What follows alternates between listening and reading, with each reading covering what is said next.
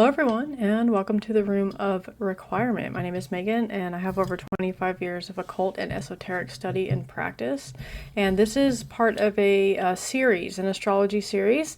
If you have not seen parts 1, 2, or 3, go ahead and check those out. What it is I have astrology basics, and then I have one on the deacons, and then I have one that's on an expanded meaning of the deacons, and then I'm going to cover the intro to astrology part 3. Today we're going to be talking about aspects and patterns.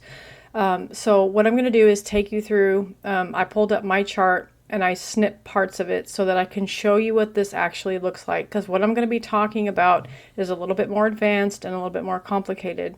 And when you're looking at your natal chart, I want you to be able to see examples of what these things look like that I'm talking about. So I'm just going to be talking about the aspects and patterns and the different ones. And then in part 4, I'm going to finish up. I'm going to talk about the MC, the IC, the vertex, the anti-vertex, all of those other placements, the ascendant, the descendant, and all of that. And that will wrap up this astrology series. I'm still trying to figure out what I'm going to do next. If you guys have any ideas, let me know. I have a few ideas that I'm kind of tossing around, but if this is the first time you're coming across my channel, welcome. I'm glad to have you here. This channel is all about mysticism, the paranormal, psychic abilities, meditation, energy work, magic, everything, anything to do with, the spiritual realm, the spiritual community. So if you guys are into that sort of thing, I would really appreciate it if you would subscribe, like, comment. It really helps the channel grow. Also, if you're interested in my services, I'm a spiritual life coach and a mentor. For a variety of different services, you can click on my link in the bio. But anyway, let's go ahead and start diving right in. Okay, so what we have here, this is the example of my chart. So this is the website that I like to use. It's called Astrocharts. It's the easiest to read. It gives the most information. I like this one a lot, and then I like Cafe Astrology. Cafe Astrology is going to give you paragraphs for your aspects and all of that. But my go-to is Astrocharts. So this is an example of what a natal chart is going to look like when you pull it up. This happens to be mine. And so what you're seeing here, all of these lines are the different aspects, planetary placements, the houses that they're in, the degrees that they're at. This also includes all of the asteroids and the planets, so that's why you're seeing such a jumbled mess here on the bottom. My chart happens to be a bowl shape. Everyone's shape is going to be different, depending on their birth date and birth time and all of that.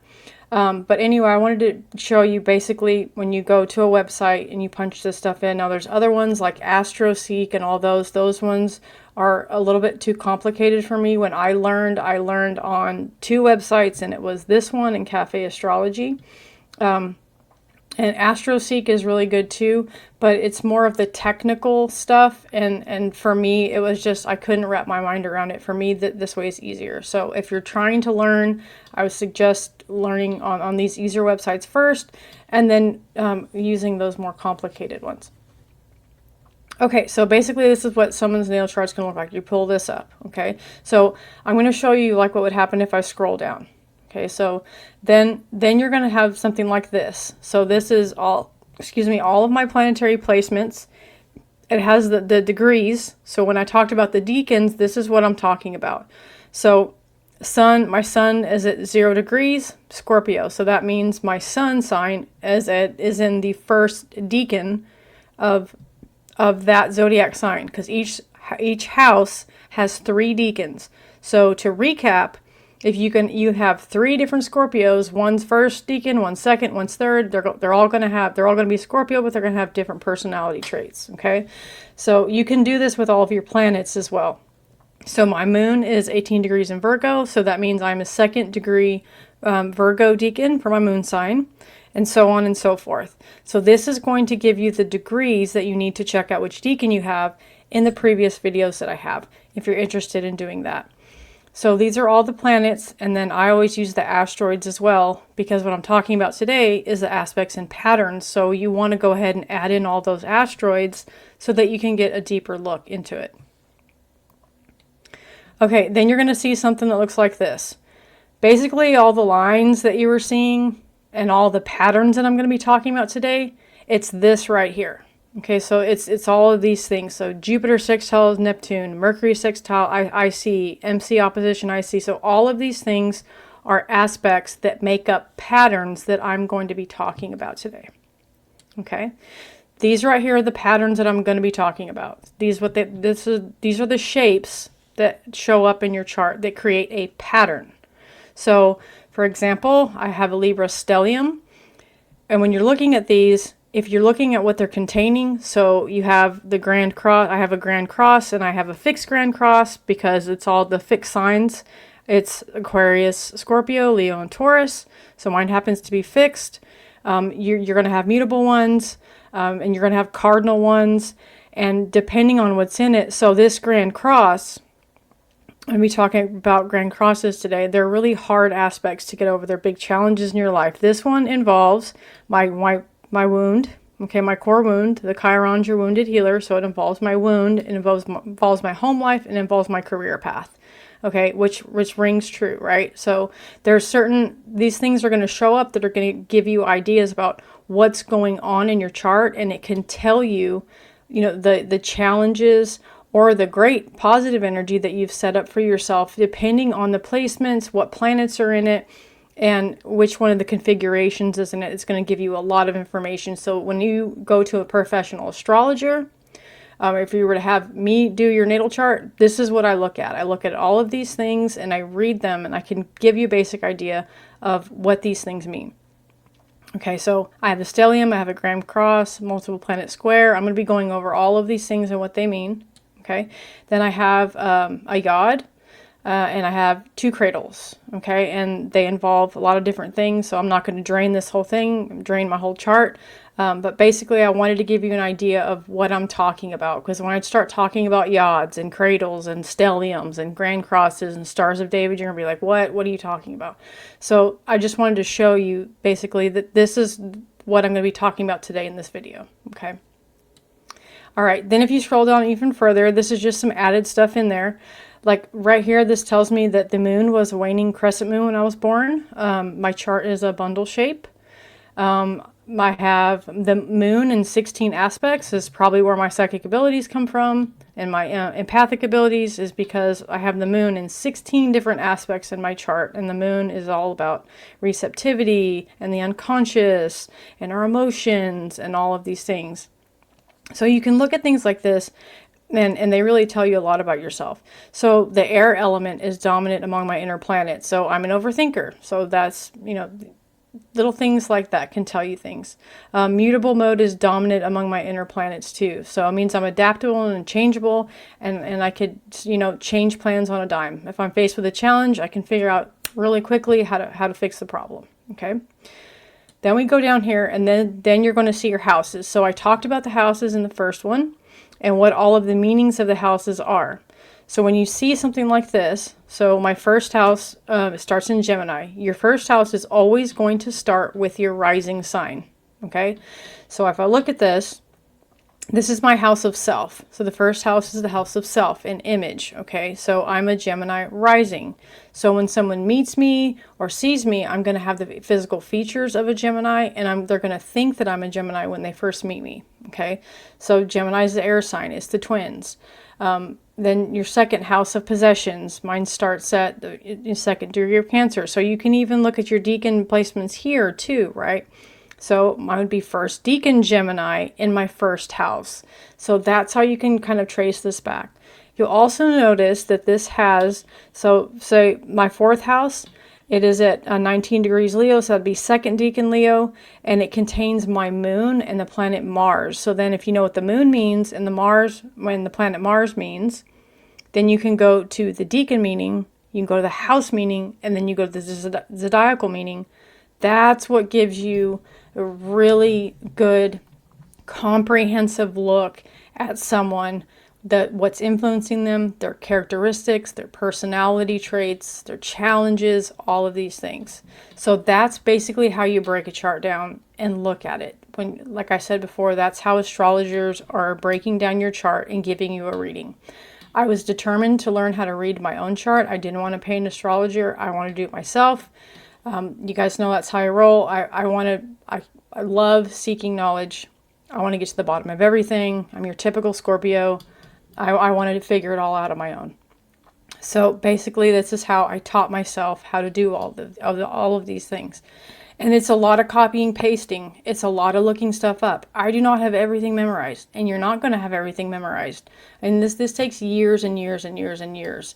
I'm at a basic, probably like an intermediate level. Okay, I'm not an expert, but I've been studying this for years, so I know a little bit more than like a beginner or somebody that has just basic, looking stuff up information.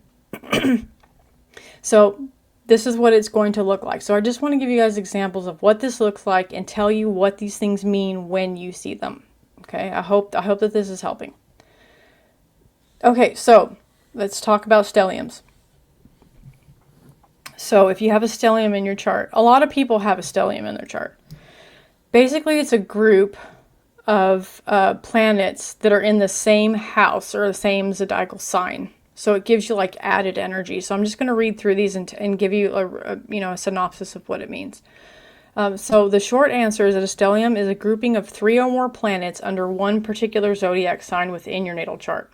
Your personality is made up of a bundle of traits and characteristics. However, there may be one trait that really seems to dominate them all. Perhaps you're undeniably shy, super competitive, or endlessly creative. So having a stellium present in your chart means you might be more powerfully influenced throughout your life by the aspects of that particular sign. So I have a Libra stellium, so I have a lot of Libra traits. And I also am on the cusp of Libra and Scorpio too. So this means, I carry a lot of Libran traits, and I have a lot of Libra energy that I could use to my advantage. So even if it's not the same as your sun sign, moon, or rising sign, stelliums are a great way to understand people who are really good at certain things and really bad at everything else. They also can help explain why some people breeze through certain areas of their life while others keep hitting their head against a wall.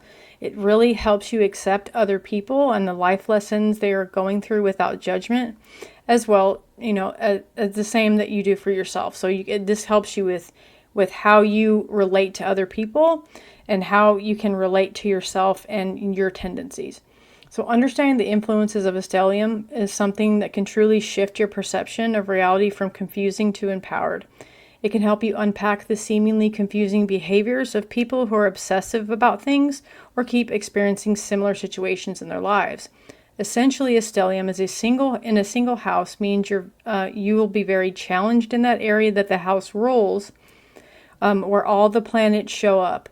You may have a lot of learning experiences related to that area of your life, and some astrologers believe it's because you have karma in that area to work through. That's absolutely true for me. Stelliums can leave other houses empty.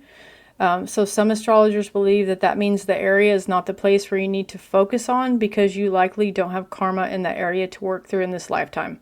So for example, I have 8 empty houses in my chart, so I do not have any karma to work through in those particular 8 houses. That also means that I've had, quite a few lifetimes where I've mastered those signs. So that's another thing that you can think about when this is more of like an esoteric thing that you learn from astrology. It's kind of like an alternative belief system that if you don't, if you have a bunch of empty houses, that it's because you've already mastered that and you don't have to work through those things because you've already worked through them in previous lives. Can also indicate that you've had a lot of different lives. So if someone seems to go through very similar patterns in these areas in their first life, that look like the same lessons with slightly different characters and context, you can safely bet that there's a stellium in that corresponding house. Okay, grand trines. So a grand trine involves 3 planets or angles in your birth chart. They are trine one another in the same element, so water, earth, air, or fire, but in different astrological signs. So these 3 planets and angles stimulate one another to increase activity. The fire signs are Aries, Leo, and Sagittarius. So there are 4 possible grand trines. You can have an air trine, a water trine, an earth trine, and a fire trine. Natal grand trines are rare and considered advantageous for the native since they can bring the most inspiring and focused energy. These people can accomplish anything they set their minds to.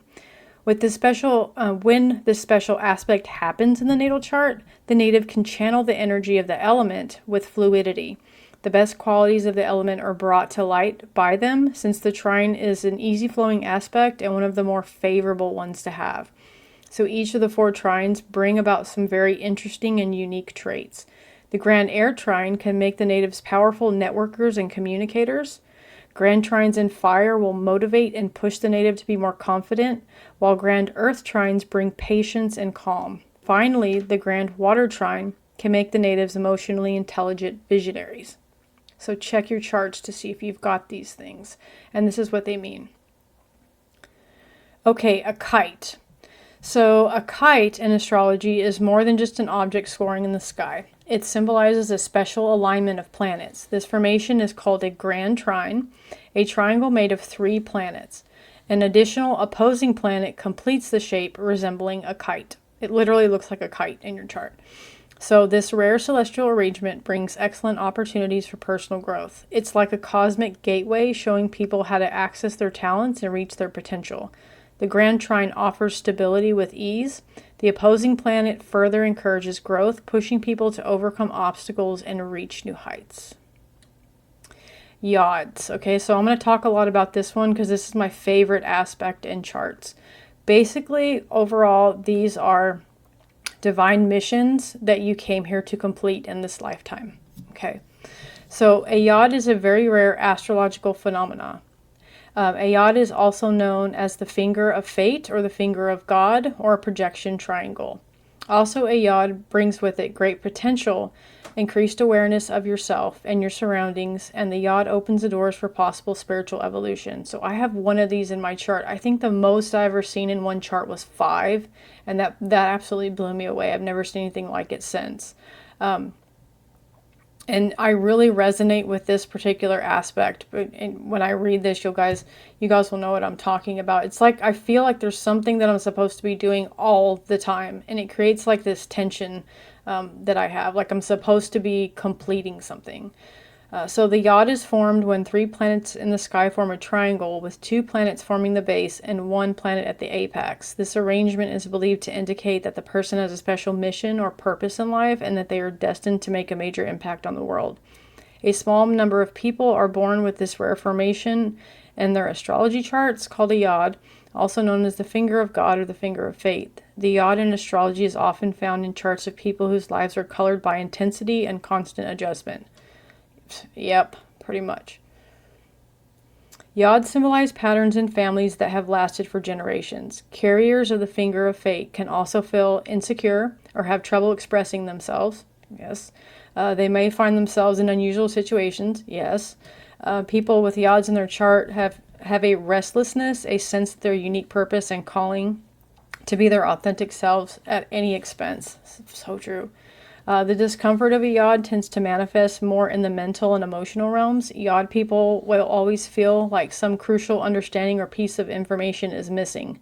I think this is also why I'm like in this insatiable quest for knowledge all the time. I think it has something to do with my spirituality. So just you'll be able to know with these things if you just kind of think back in your life and see what feels pressing and see how you feel about these things that I'm talking about, and you'll probably be able to figure out what it is and where it's pointing to. So the piece of information is missing, one that would help transcend the irritating sense that things are not quite as they should be. It's thought that those who have a yod in their natal chart have a powerful mystical force working in their lives, and this force compels them to fulfill a particular but unknown purpose. There's a sense of urgency that can become neurotic and totally directed toward the goal.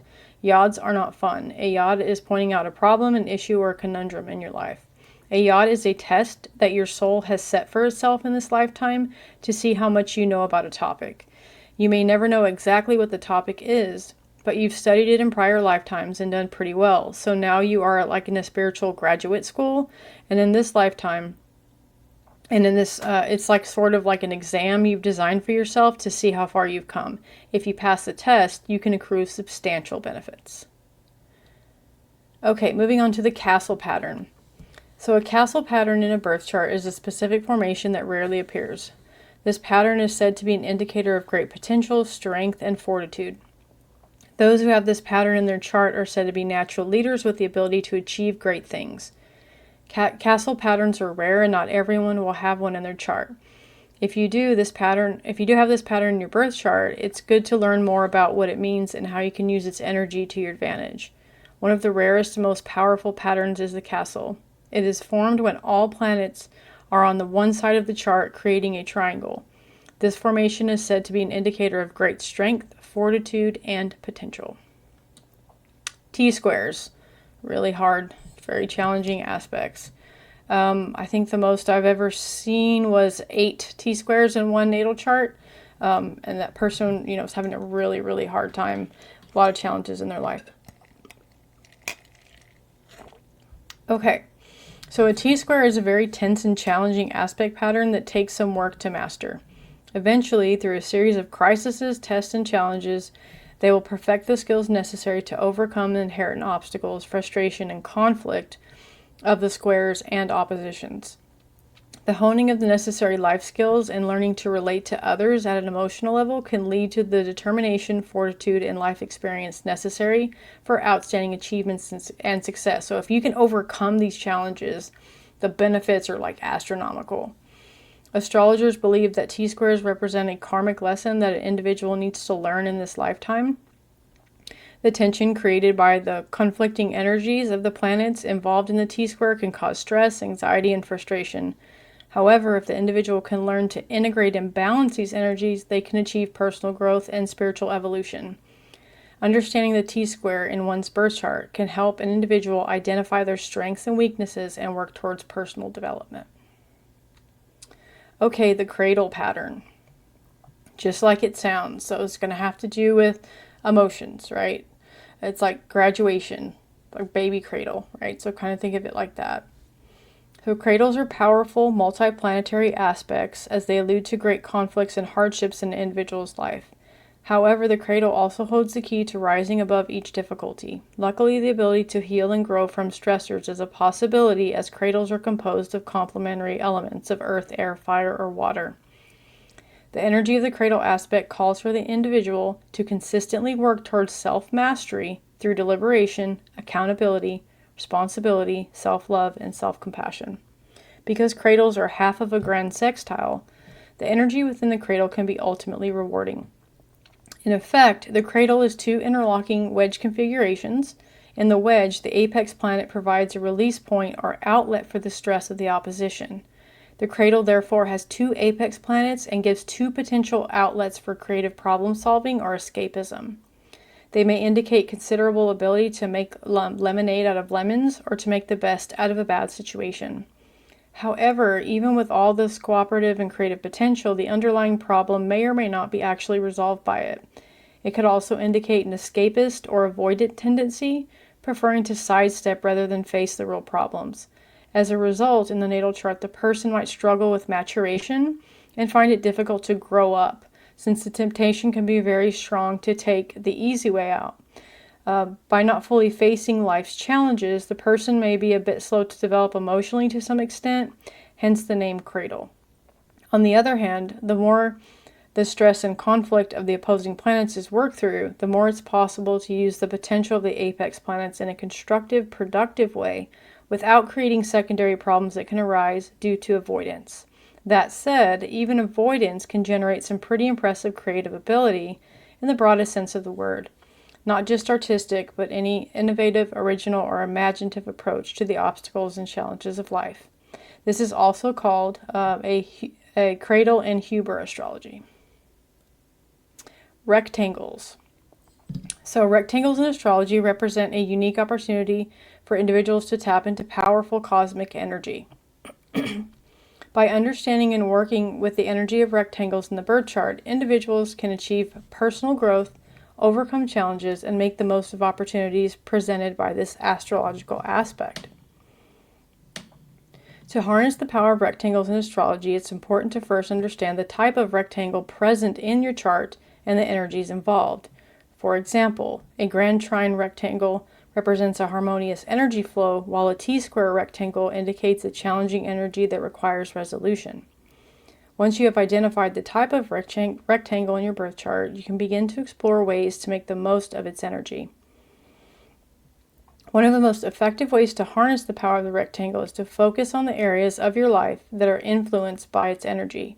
For example, if the rectangle is present in your career sector, you may want to focus on developing your professional skills and taking advantage of career opportunities when they arise. Another way to harness the power of the rectangle in astrology is to work on resolving any challenges or conflicts indicated by this energy. This may involve introspection, seeking guidance from a trusted advisor, or taking practical steps to address the issue at hand.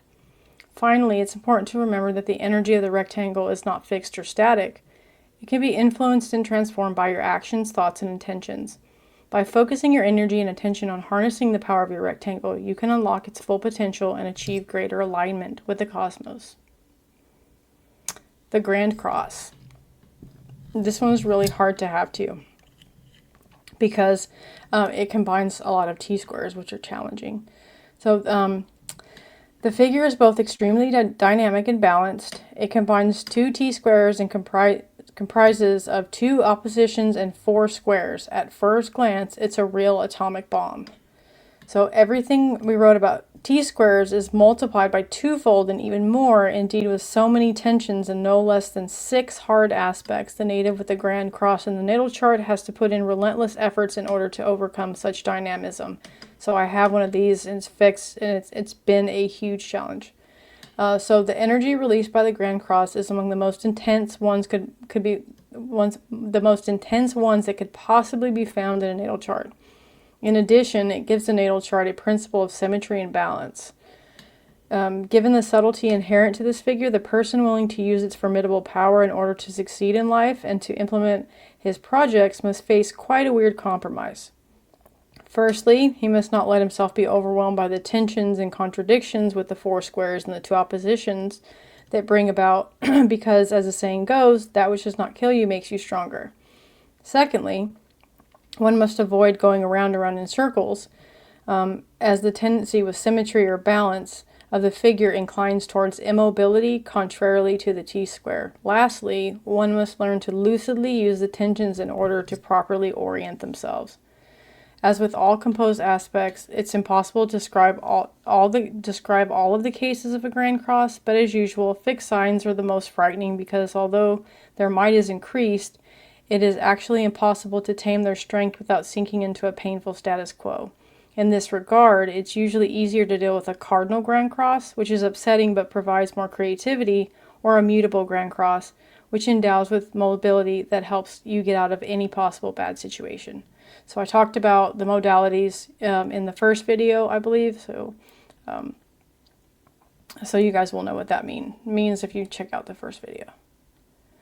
Okay, the Star of David. This one is extremely rare. I've done a lot of charts and I've only seen it in 2 people's charts. Okay, so when the Star of David aligns in the birth chart, it amplifies and enhances certain traits and energies within an individual. Each of the 6 points of the star represents a different planet, and the interactions between these planets create a unique energy pattern. This formation is believed to bring balance, harmony, and a sense of purpose to one's life. Individuals born with the Star of David in their birth chart are often described as having a strong sense of destiny and a deep connection to their spiritual path. They may possess extraordinary talents or gifts and often find themselves in positions of leadership or influence. The Star of David can also indicate a person who is highly intuitive, compassionate, and deeply connected to their emotions. It is important to note that the Star of David is not inherently good or bad. Its influence depends on the individual and how they choose to utilize this energy. With self-awareness and conscious effort, individuals can harness the power of the Star of David to manifest their desires and fulfill their highest potential. The Star of David also has a profound impact on relationships, career, and personal growth.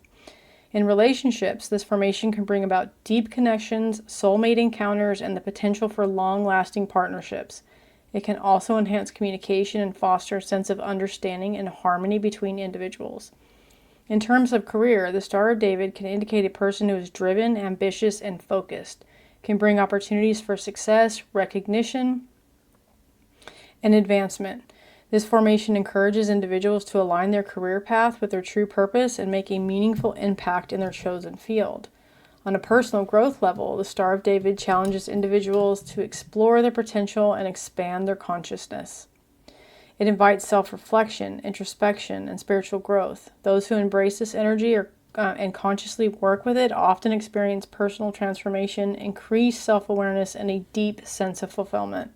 Individuals born with the Star of David in their birth chart are often described as having a strong sense of destiny and a deep connection to their spiritual path. They may possess extraordinary talents or gifts and often find themselves in positions of leadership or influence, and it can indicate a person who is highly intuitive, compassionate, and deeply connected to their emotions. It's important to note that the Star of David is not inherently good or bad, but its influence depends on the individual and how they choose to use their energy. So this is a really good aspect to have. Like I said, I've only seen it twice, and in one case they had two, and it involved two areas of their life. So I didn't even know this existed until it popped up into a natal chart that I was reading once. But one of these is really cool to have. If you guys end up having one of these, please let me know, because they are so rare. Okay guys, so that's all I have for you for part 3. I hope you enjoyed this one. I hope that you can understand, how to read your natal chart better and actually understand what you're looking at when you pull up your natal chart. These are not by means all of the aspects that come up, but these are the most common ones that you're going to find. I hope you really enjoyed this one. If you have any questions, please drop them in the comments below. Please remember to like the video, subscribe if you like my content. And next Sunday, I will be posting Intro to Astrology Part 4, and we'll be talking about the Ascendant, the Descendant, the MC, the IC, the Anti-Vertex, Descendant, all of the other things that's going to wrap up this series. So, all right, you guys, I will see you guys next time. Thanks for sticking around. Bye.